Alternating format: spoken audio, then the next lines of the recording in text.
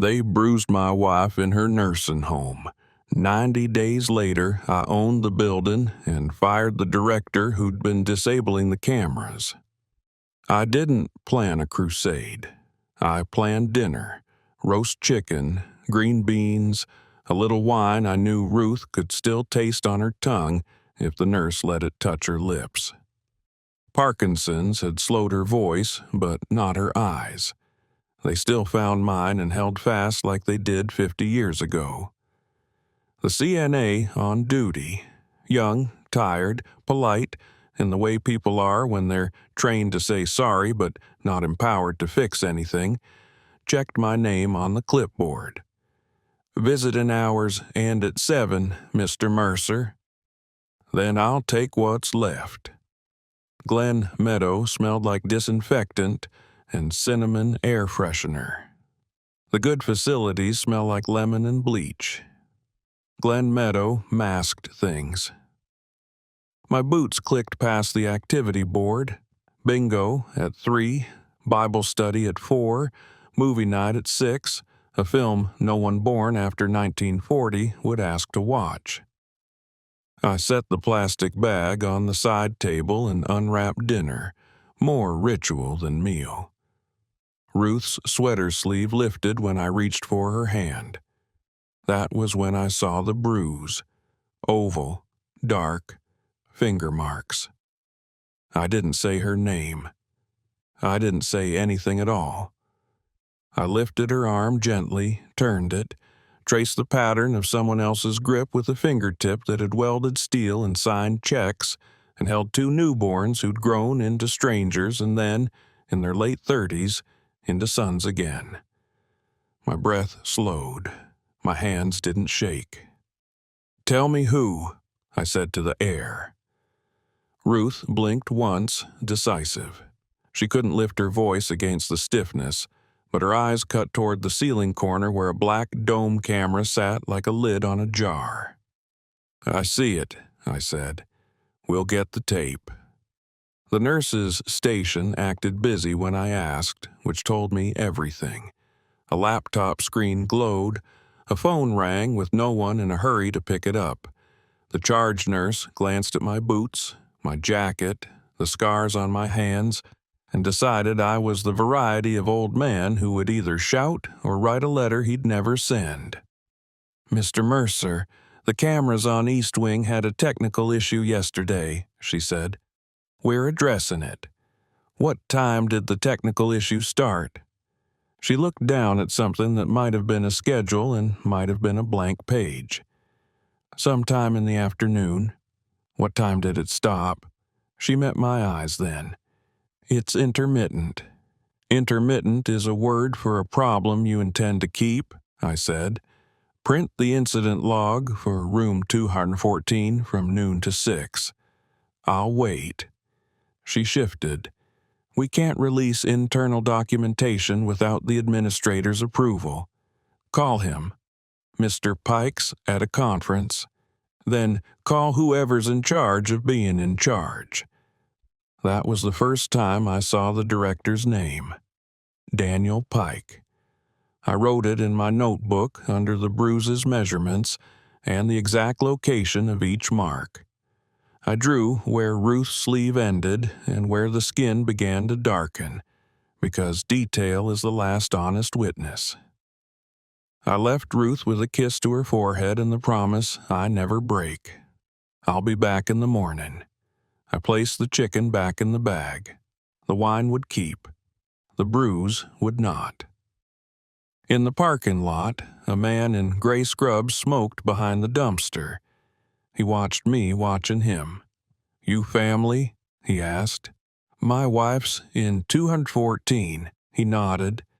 "East Wing's cursed. Curses don't file schedules or disable cameras." His eyes slid away. "You didn't hear that from me." "I didn't," I said. "What's your name?" "Luis." "Luis," I said. "If you ever want to tell the truth to someone who writes things down, call me." I handed him a card. I hadn't used those in 5 years, not since selling the last of my contracting company's assets and agreeing to let my younger partner keep the name. But the number still worked.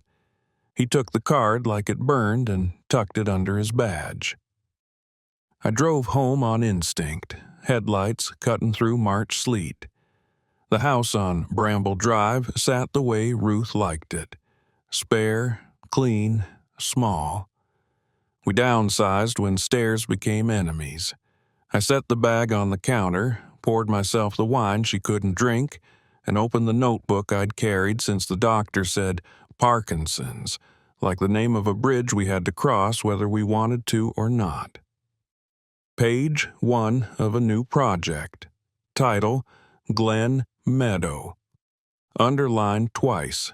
Objective, stop the harm, put the right people out of work. Make sure no one forgets how. I don't rage. It wastes time. I build.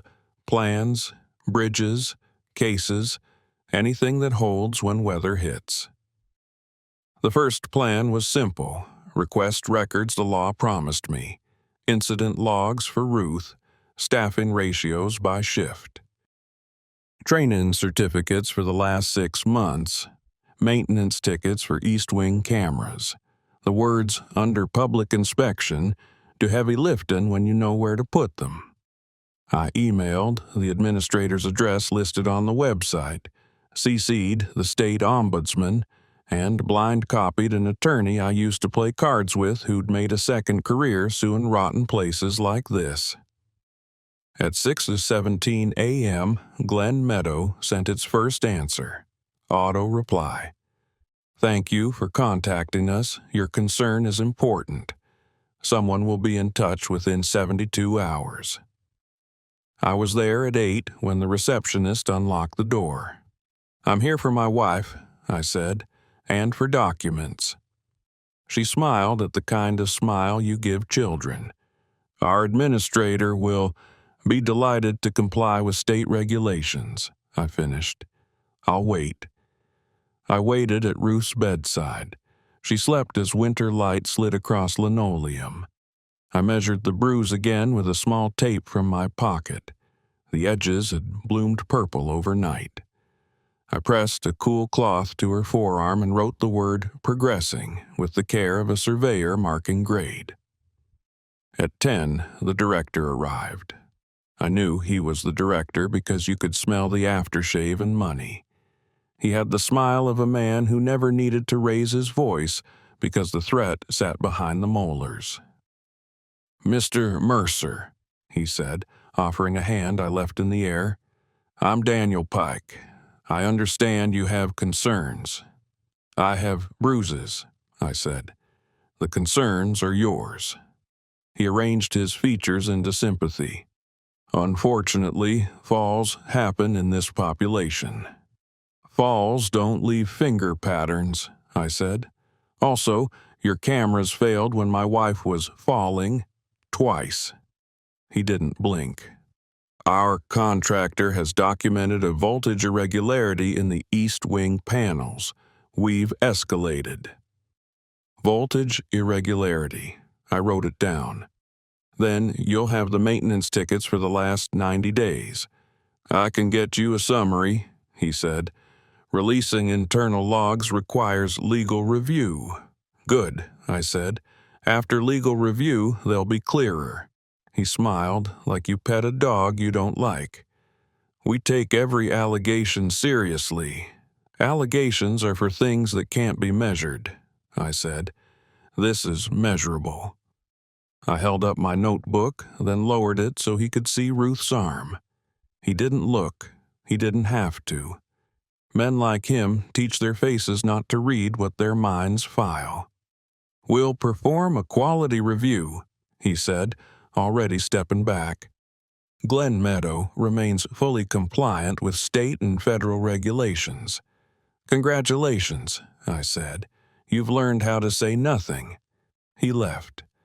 I placed the cool cloth back on Ruth's arm. I fed her the chicken, one soft cube at a time. She teased the flavor with a smile that belonged to our first kitchen in a rental over a hardware store, when we ate standing up at midnight because we couldn't afford chairs and didn't care. On day 2, Luis called. "You didn't get this from me," he said, "but the camera feeds aren't broken. They're switched to local record only on a timer.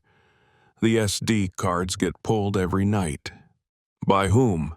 "Maintenance has access," he said, "but only with a code." "Whose code?" Silence. Then, "The director's." "Thank you," I said. "Stand by." I don't record people without their permission. I don't break laws I intend to use, but I don't leave trails uncovered. I sent Luis a list by text: dates, times, doors. He sent back images of a schedule whiteboard in a locked closet, the kind of lock a man who's installed 1,000 of them can open with a paperclip and a patient minute. The board read Code Gray, East Wing Cams, 4:15 to 6:00. Every other day. 14 entries in 30 days. I sent the images to the ombudsman with a polite note. Please advise whether intermittent equals scheduled. I CC'd my card-playing attorney and added a second, the Assistant Attorney General, whose number I still had from a case 15 years ago when a city tried to short a contractor. The AAG's voicemail promised a return call. The ombudsman's auto-reply promised care. I didn't wait. Ruth slept while I traced the ownership of Glen Meadow backward like a river. The website said the facility belonged to Meadow Senior Living, LLC. The state registry listed a registered agent in a downtown office that smelled like coffee and printer toner. Behind the agent sat a holding company, North Pines Healthcare REIT II, whose brochures I found online promised stable returns and mission-aligned care. Behind the REIT sat debt. The mortgage belonged to Interstate Community Bank out of Columbus. The mezzanine debt, shorter term, nastier teeth, belonged to a fund I knew by reputation, Merritt Stone Capital. They bought failing apartment complexes and squeezed them until tenants left or shareholders broke. Merritt Stone held a UCC filing that looked like a vice. If Meadow missed 2 consecutive months on the meds, Merritt Stone could sweep cash and force a board vote on operational remedies. The last filing from Interstate Community Bank had a line that told a different story. Forbearance agreement executed Q4. That meant someone already missed a payment.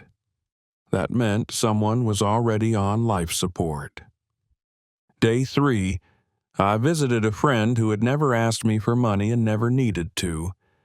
His name was Weeks. He ran a title company, the kind that learned every family secret by accident. "Ray," he said, shrugging into his jacket when he saw me, "I thought you went fishing and decided not to come back." "Ruth's in a place that needs to remember what locks are for," I said. I put the file on his desk. "I want the debt." He whistled low when he saw Merritt Stone. "You want their position?" "I want the work that comes with it," I said. "You don't do charity." "No," I said. "I do structure." Weeks called a man named Albright, who called a woman named Yates, who did not care who I was, but cared who my banker was. I gave her the number. At 4 that afternoon, I owned a conversation I didn't have to win. Yates represented a family office that enjoyed buying problems when the problems had equity under them. She asked me what Glen Meadow was worth without rot. I told her. She asked what I intended to do with a facility full of people too frail to move and a staff too scared to speak. I told her that too. "I'm not here to flip it," I said. "I'm here to clean it. Slowly, publicly, precisely. "You'll need state support," she said. "I'll need cameras that work." She paused. "We'll take the mez at 84 cents on the dollar. Interstate will move if they see we're not tourists. You'll front the diligence and the anger. We'll front the cash." "Done," I said. On day 5, the ombudsman called. "We've opened an inquiry," she said. "Inquiry is a word for a problem you intend to outlive," I said. "A complaint goes into a file. A subpoena gets read. Pick. You can't speak to me like I can speak to anyone who didn't look at the bruises I measured," I said. "If you want to help, ask for the raw camera cards and the maintenance logs, not summaries." Silence, then paper moving on the other end. "Send me what you have." I did. Luis's photos, the schedule, names and shifts, the bruise diagram. I didn't add adjectives. Facts work better when they're not flattered. Day 7, Pike called. "Mr. Mercer, I'm sorry for your distress. Our inquiry suggests your wife's bruising is likely related to a transfer with a gait belt. Very common. Then show me the training certificates for the staff who performed the transfer," I said, "and the video. As I explained, our East Wing feeds are disabled on a schedule your maintenance closet advertises," I said. "Send me the contracts with Everwatch Security or whoever says they maintain your intermittent. I'm not authorized to—" "You were authorized to create the problem," I said. "Be authorized to fix it." He hung up. I made a note. He hangs up when cornered. I brought Ruth fried apples on day 9. She ate 2 slices and slept. A different CNA whispered as she adjusted the blanket. "Don't make them mad," she said without moving her lips.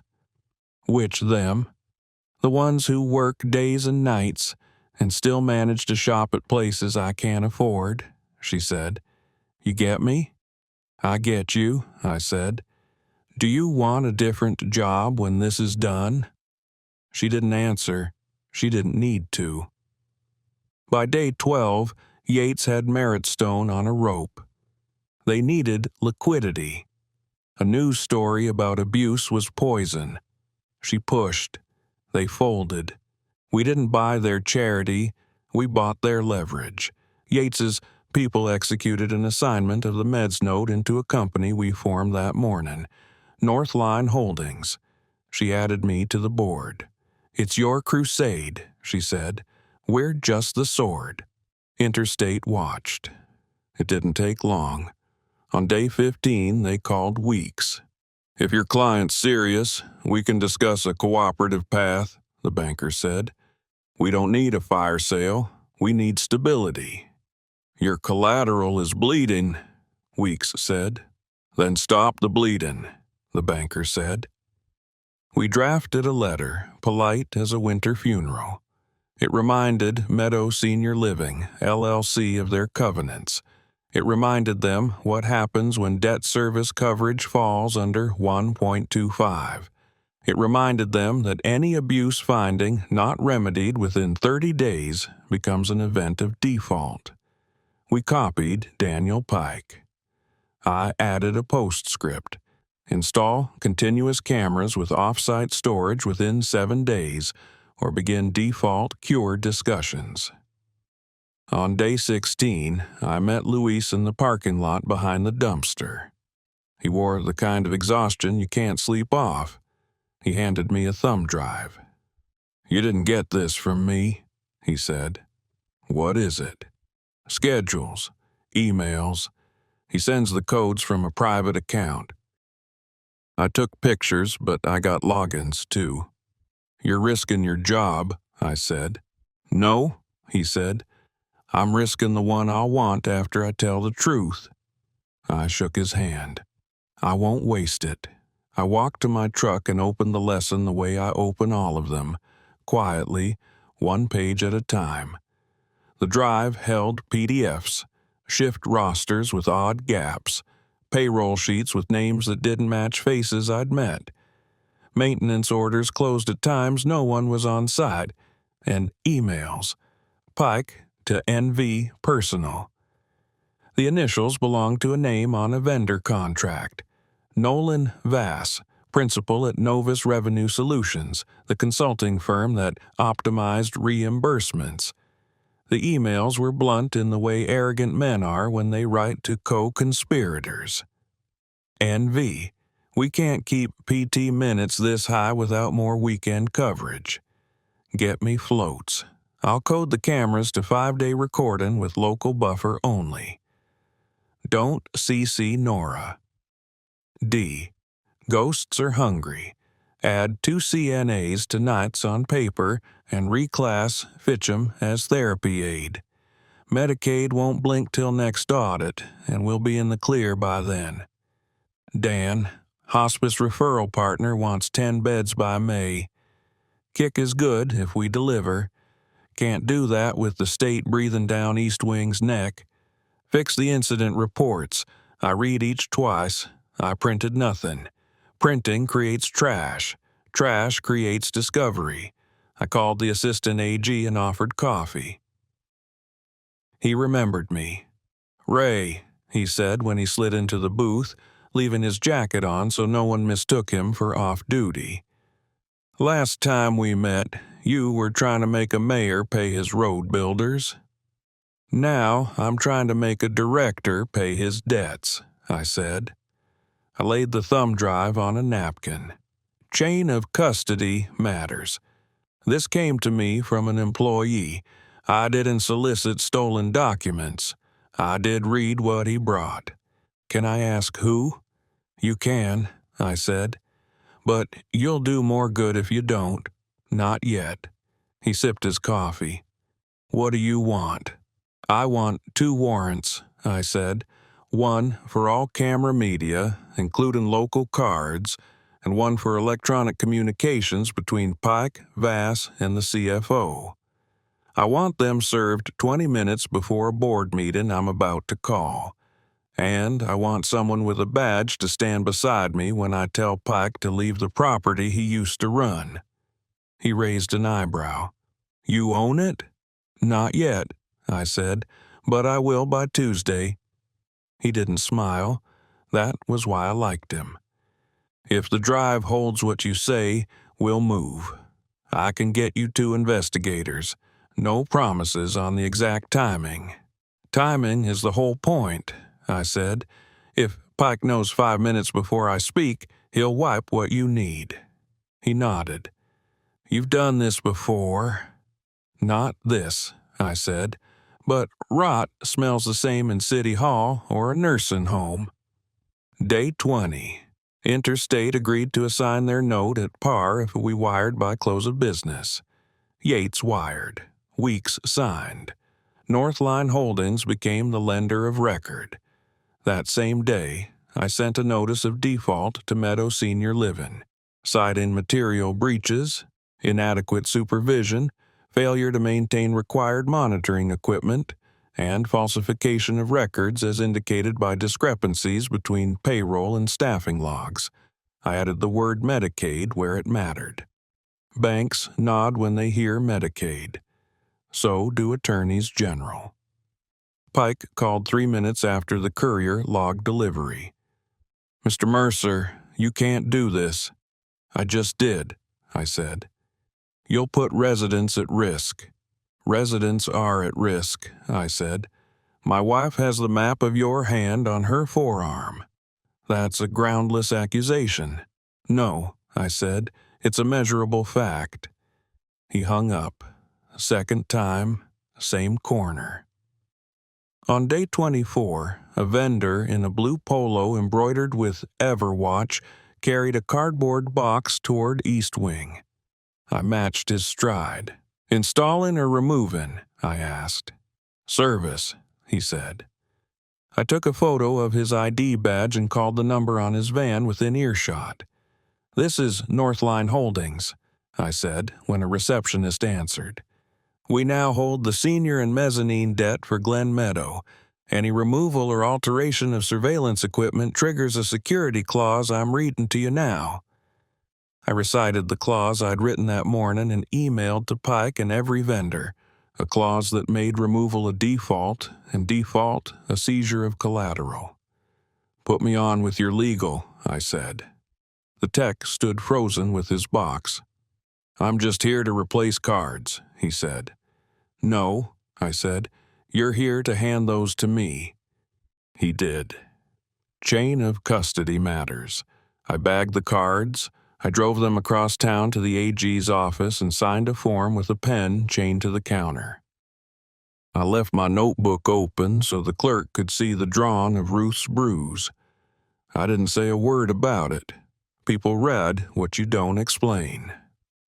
Day 28. I walked Ruth down the quiet hallway with a physical therapist who still believed in goals. One lap to the fish tank and back. Ruth's fingers threaded mine like twine. We passed a bulletin board with a photo of Pike shaking hands with a councilman and a caption about community partnership. I took it down. I didn't toss it. I slid it into my jacket and put it in my truck under the floor mat where I kept the receipts I wanted found later. Day 30. Yates joined me in the small conference room near the administrator's office. She wore a gray suit that didn't need to try. She opened a folder she didn't need to open and showed me a to-do list she'd already done. "We have the votes," she said. 3 of 5 directors want out. The 4th wants to avoid a lawsuit. The 5th is Pike." "He can want anything he likes," I said. "He won't have it in 10 days. "Be careful," she said. "I am careful," I said. "That's what bothers them." The midpoint came the way cliffs come. You don't notice them while you walk, and then the ground ends. An investigator called me from a number that didn't show on my phone. "We served warrants this morning," he said. "We have camera cards going back 3 months. Your man Pike kept a private stash in his desk, and there's more." "More?" "Novus Revenue Solutions is a front. 2 employees, no real office. Their invoices go to a P.O. box registered to a Nora Vass. Nora is Glen Meadows' CFO. "Nora Vass," I said. "NV. "Yep," he said. "You were reading emails between Pike and his CFO on a cutout account while they ghost-billed Medicaid for therapy minutes they didn't provide. Does that make it RICO? Let's not get ahead of ourselves," he said. "But it makes it felony fraud. We'll want a quiet place to pick up devices at noon tomorrow. Can you have everyone who matters in one room?" "I can," I said. I called a board meeting for the next day at 11:30. Agenda: restructuring discussion. Attendance required. I ordered sandwiches no one would eat. I told Weeks to be ready with execution drafts. I asked Yates to sit at my left. I told Luis to take a sick day and stay away from windows. At 11:28, the conference room filled with men who wore cufflinks and one woman who wore a cardigan stretched by too many bad meetings. Pike entered at 11:31 with a smile that expected to see me sitting in the wrong chair. He stopped when he didn't. "Mr. Mercer," he said, adjusting his tie, "you forced a meeting on very short notice." I looked past him to the directors, 2 from the REIT, 1 local dentist who enjoyed feeling important, and the CFO whose eyes avoided mine. "We'll be brief," I said. "We'll be complete." Pike sat at the head of the table he thought belonged to him. I remained at the head of the table that now belonged to me. "Housekeeping," I said. "As of last week, Northline Holdings acquired the senior and mezzanine positions on Glen Meadow. We've entered into a forbearance agreement with Interstate to stabilize operations. We are appointing a receiver." "You can't appoint a receiver without a court order," the dentist said, stroking his tie as if it were a cat. "We don't need one," Yates said, sliding a document forward. "The operating agreement provides for appointment upon majority vote of equity holders when covenants are breached and debt is in default. Both conditions are satisfied. Sign." The dentist lifted the paper, confused by words someone else had drafted. The REIT directors didn't lift theirs. They signed. The CFO's pen hovered, then dropped. She signed with a hand that didn't tremble. That bothered me more than if it had. "Now," I said, turning to Pike, "we're going to talk about cameras." He leaned back. "Technical issues." "No," I said, "schedules." I clicked the remote. The TV on the wall lit with a slide Yates had prepared because she knew men like Pike need pictures to understand. A photo of the maintenance closet whiteboard. Code gray. Times. Dates. Under it, the clause from the state regulation requiring continuous monitoring in high-risk corridors. "East Wing doesn't meet the definition of high risk," Pike said. Ruth's bruise flashed in my head. "It does now," I said. "Your emails to Novus reference 5-day recording with local buffer only. That violates your policy, your contract, and common decency. You disabled off-site recording to create blind hours. During one of those hours, someone put their hand on my wife's arm and squeezed." Pike's jaw tightened. "Allegedly."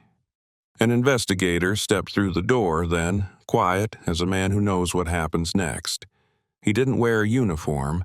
He held a folder. "Mr. Pike," he said, "we're here for your devices." Pike's face did what faces do when they learn their names sound different in someone else's mouth. "What is this?" "A warrant," the investigator said, placing a copy on the table. "For all electronic devices and storage media related to the operation of Glen Meadow and Novus Revenue Solutions." "Novus is an independent contractor," Pike said. Sweat beaded under his eyes. "Sure," the investigator said lightly. "Independent. That's why your CFO created it." He looked at Nora. "Ma'am, we'll need your laptop too." Nora didn't argue. She removed the cord, closed the lid, and handed it over like she was returning a library book. "While we're civil," I said, "let's finish business." I slid a letter across the table. "Daniel Pike, effective immediately, you're relieved of all duties and access pending the outcome of multiple investigations. Your employment is terminated for cause under Sections 9A, 9C, and 9E of your contract, gross negligence, fraud, and willful misconduct." He laughed. It sounded like a cough someone tried to make into a joke. "You can't fire me." "I just did," I said. "You'll receive instructions on how to return any property once law enforcement finishes with you. Leave the badge." "You'll ruin this place," he said. "It's already ruined," I said. "We're going to rebuild it." He stood, palms flat on the table. "Do you have any idea how hard it is to meet state ratios? To keep margins when Medicaid pays pennies?" "Yes," I said. "And I know a man who keeps ratios by inventing ghosts and margins by cutting cameras won't be working in any building I control." He looked to Nora for rescue. She stared at the table. He looked to the dentist. The dentist studied his tie. He looked to the REIT men. They looked at me and saw a problem they no longer owned. He left. The investigator followed. The door clicked shut. I didn't breathe. Not relief, not victory. I looked at the people who remained. "You will be contacted by counsel," I said. "You will tell the truth. We will keep residents safe." and we will not pretend we didn't know when we did." Yates exhaled. "You enjoyed that less than I thought you would." "I don't enjoy pulling nails," I said. "I enjoy straight boards." The next 48 hours tasted like iron. Families called. Staff cried. A local reporter, who never returned my calls about road budgets, left 3 voicemails asking for quotes on the shocking takeover at Glen Meadow. I said 5 words to her. "The cameras will not fail." I said 5 to the AG. "Find the hands that bruised." We hired an interim administrator from a hospital 20 miles away, a woman named Ellison who didn't smile and didn't promise anything she hadn't already done. She installed a policy on day 1: all hall cameras to off-site, tamper-proof storage with automatic alerts for any outage over 2 minutes. She hired a retired state surveyor to walk the building like a hawk with comfortable shoes.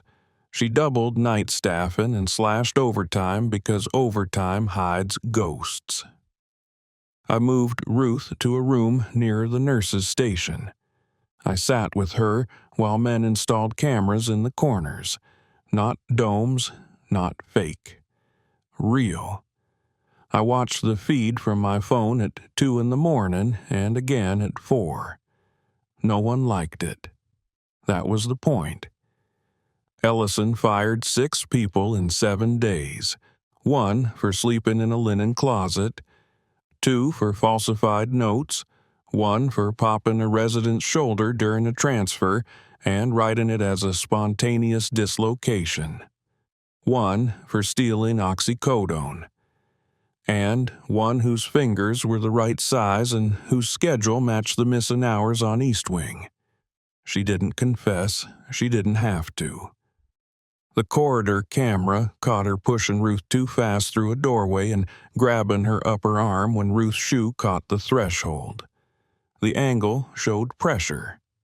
The audio, newly installed, caught the hissed, "Don't start with me," to a woman who hadn't started anything in years. The CNA's name was Lori Fitcham. Her file read 3 years of spotty work and 2 glowing references from men who no longer answered phones. The investigator placed her in a chair with arms and asked questions for an hour. When he left, Ellison handed Fitcham her termination. Later, police took her out through a side door. I didn't watch her face. I don't look at hands I don't intend to shake. On day 45, the AG's office announced charges: Medicaid fraud, falsification of records, obstruction. Pike's mugshot landed on the evening news above a crawl that misspelled my last name and called me a local man. I preferred that. Nora's face didn't appear. She turned herself in the next morning with an attorney whose suit cost more than a year's worth of my first mortgage. She didn't look at me in the hallway. I didn't look at her. Ruth's bruise faded to yellow, then green, then a brown line that looked like the shadow of a fence you took down and still see when the light hits just so. She ate more. She slept heavy and then lighter. When I asked if she wanted me to read, she blinked twice for yes. I read her the paper when the paper told the truth and the weather when it didn't. Cleaning a building takes longer than breaking one.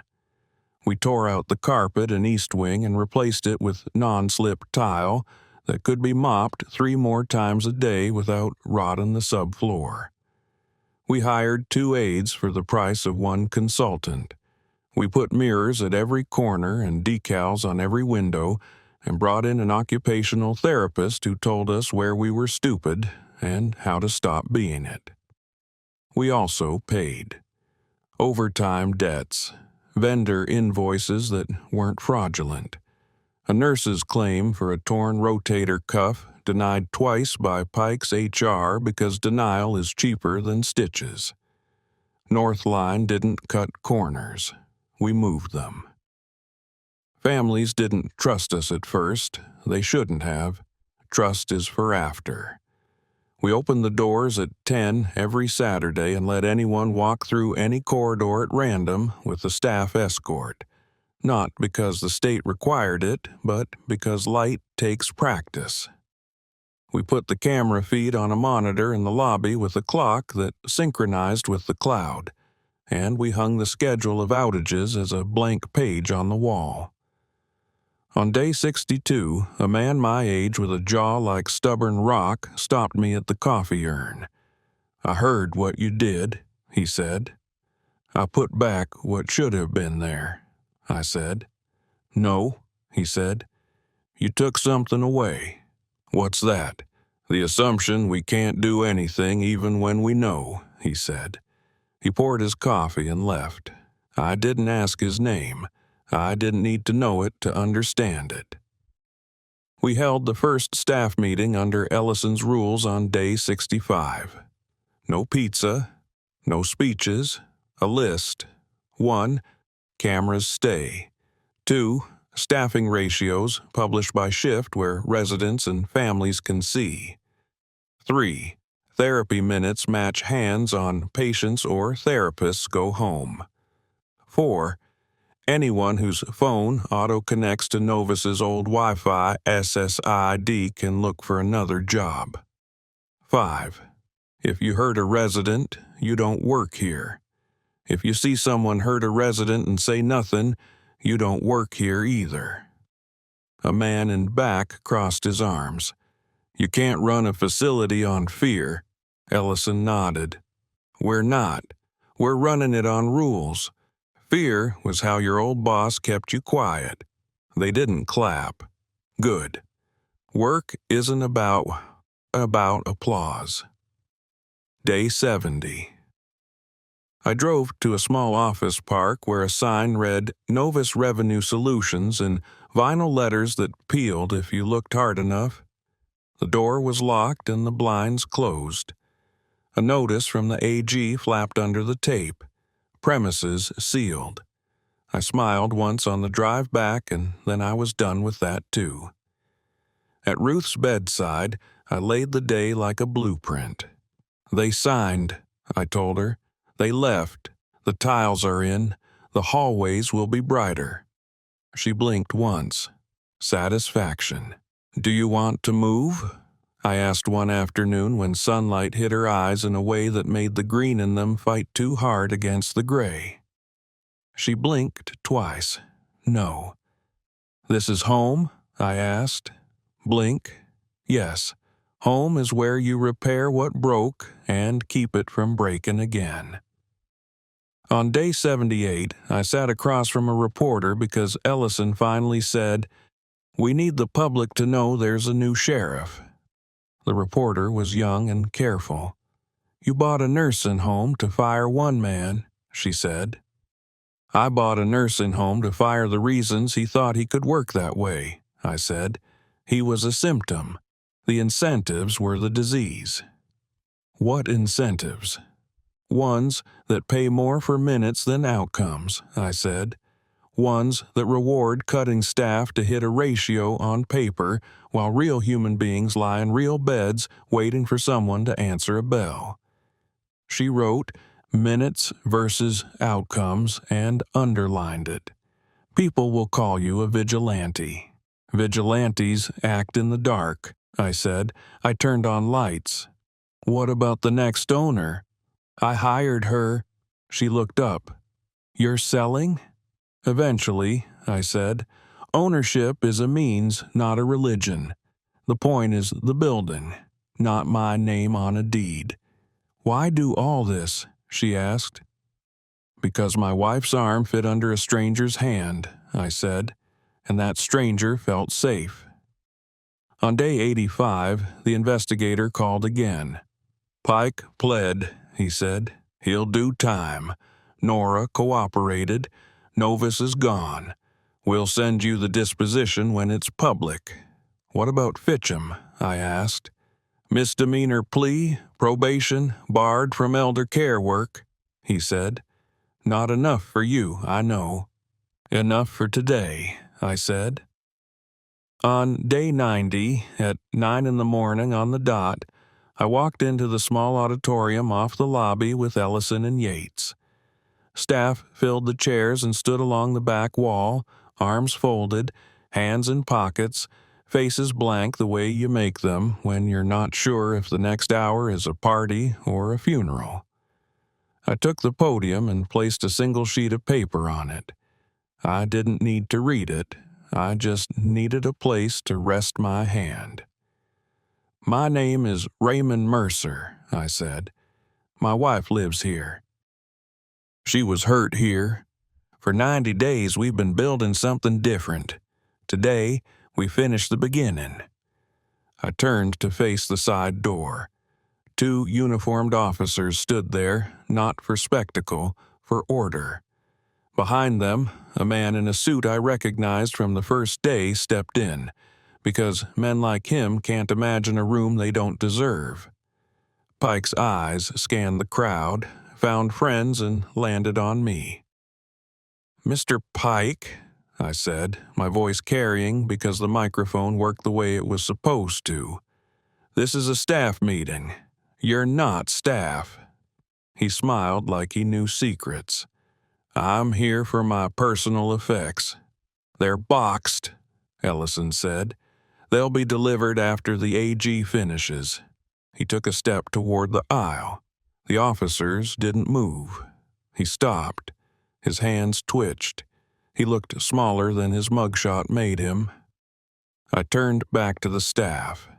"From this moment," I said, "Glen Meadow operates under a simple calculus. Every policy answers one question. Does this help or hurt the person in the bed? If we can't defend a thing out loud, in daylight, in this room, we don't do it. If you need an alley to do your job, find a new job." I held their eyes, one by one, the way Ruth's hold mine when she is trying to say more than her mouth can manage. "There's a new camera in East Wing," I said. "It doesn't blink, neither do we." I didn't thank anyone. I didn't ask for applause. I closed the folder I hadn't opened and stepped down. After the meeting, I walked to Ruth's room through a corridor that smelled like lemon and bleach, not cinnamon. Light cut a clean stripe across the floor. A therapy dog trotted past, nails clicking, handler smiling with the easy exhaustion of a person who does good because it's a habit, not a campaign. Ruth's room held flowers that would be dead by tomorrow, and a card from a family I didn't know who wrote, in awkward block letters, "Thank you for the cameras." I sat. I took her hand. The bruise had become a memory that didn't own the skin anymore. "Done," I said, "for now." She blinked once, then again. We didn't talk about owning the building.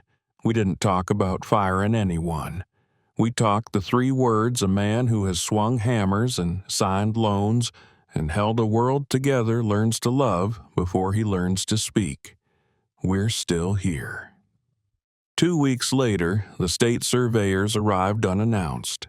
They always do. They walked the corridor, opened linen closets, checked med carts, read logs. They asked Ruth her name. She told them with her eyes in a whisper that only I heard, but they believed because they wanted to. Ellison shadowed them and said little. Saying little is how you pass. At the exit interview, the lead surveyor cleared her throat. "We have 3 tags," she said.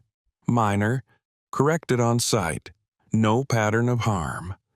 She looked at me, not because I mattered, but because she knew the reason we were in that room. "You did what we rarely see. You changed the incentives." "No," I said. "We looked at what we paid for.